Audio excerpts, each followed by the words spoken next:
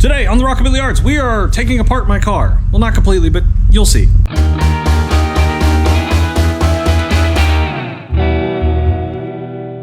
Well, here we are at the shop again, and, well, it's time. It is time.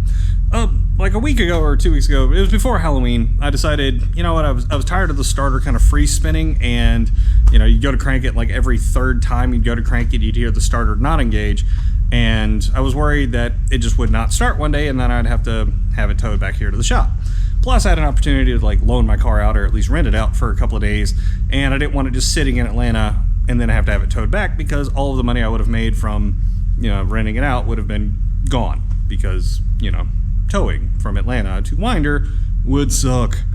And, you know, so swapped out the flywheel or the flex plate, put a new torque converter that I had custom made for me, and then, you know, put the starter back in, go to crank it, and it makes this just ungodly noise. I mean, like, the Bendix actually slammed itself into the tooth, like not between two teeth on the flex plate, but into the tooth, and ruined it. Cracked the housing again. So that's the third starter in 3 years, and with like less than 1,000 miles, and I was done. I was like, screw it, I want a starter that I can adjust. I go to Summit, I get a new high torque mini starter. I start to think about putting it in, and I realized I'm not going to drive the car that much over the winter. I want to get started on the project. Plus, Joel and Jeff gave me a mountain of grief about the fact that I just apparently wasn't very committed to this project, which didn't really... My neighbor's doing burnouts right now in a 911, so, which kind of, you know, got to me a little bit. So I decided, all right, fine, we'll commit. So pulled the distributor out, pulled the, you know, plug wires, pulled the intake off, pulled the carburetor, and now you see what we have here, which is the new intake and throttle body combination. Isn't it pretty? I think it's pretty. Now, over here, we have the giant HEI distributor that came out. So this thing, you know, 6 inches tall. This is just enormous. And we've been trying to figure out a good way to create a cam position sensor, and couldn't really come up with one because since we're doing fuel injection and we're doing ignition, as you can see the LS style coils, we needed a way to be able to tell where the crank was at any given moment, as well as the engine as to what stroke it's on. So I found an old distributor in a box, not really sure where it came from, in one of any half-dozen motors sitting around here, and took it apart, and so yeah, we're going to be building that. So today's project is pretty straightforward, actually. I'm going to pull the radiator, drain all that. I'm going to go and take the fuel line from one side, and I'm going to move it to the other, and we're going to use that as the return line since it's 6-6 line all the way back. It's braided -6 line, but you know, with the new fuel pump and everything, we need a lot more fuel, so we're going to do -8 all the way from the tank forward, so I've got to rerun that. But we want to put it on the cold side of the motor because where it is now will be the hot side of the motor when we do the turbo. That should be fun, so let's get to it. I would like to go on record as saying that putting a car this size on a lift, you really have to trust the weight limit of your lift. So here we go.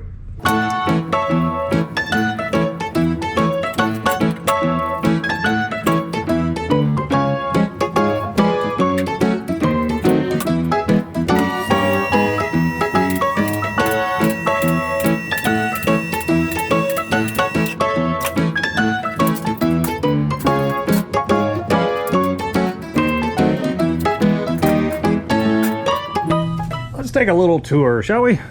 As you can see here, remnants of many a fine burnout. Yeah, kind of left over. The Cadillac commercial chassis specific rear end, which means that there's no replacements and there's no unique parts. So I'm going to have a rear end built, which I'm super excited about, let me tell you, because, you know, I'm probably going to do a 9-inch and then we're going to build a 4-leaf. But you can see the giant fuel pump and the lines, the custom drive shaft, the H-pipe out to, you know, 3-inch Flowmasters with turn downs, the Sid Neal built Turbo 400, the yet another broken starter. As you can see here with the crack, I don't know if that's in focus, but yeah, you see I cracked the snout again. So the long tube headers, and the world's leakiest power steering pump or power steering box.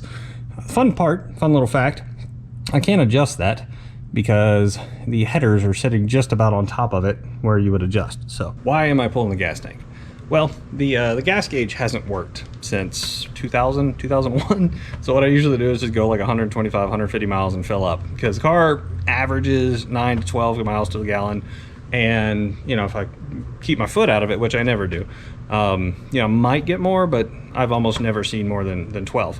And the fill pipe, right? So remember, everything on this car is kind of unique to commercial chassis stuff as far as big Cadillacs go. So the fuel filler, now on a 72 Cadillac, they have a little flip down license plate, and you know, you fold it down, you take the gas cap out, put gas in it. So the filler is in the back of the tank. Well, on a Hearse, it doesn't do that. It goes up next to the body and then over there by the door. The problem is that nobody makes that hose, and they were only used on a few years, and they're, you know, 1972. Mine cracked and rotted years and years ago. So I took the original to an exhaust shop, and I had them make me this a little pipe here, and so that's my gas filler, and then that goes up to the gas cap. So I'm gonna pull that out. I finally found a new regulator, and we're gonna do a big 455 Walbro in-tank fuel pump. So I've got to pull the tank either way to put the new fuel pump in and a regulator. So it's weird that one of the things I'm most excited about on this project is having a working gas gauge. You take that for granted, I think.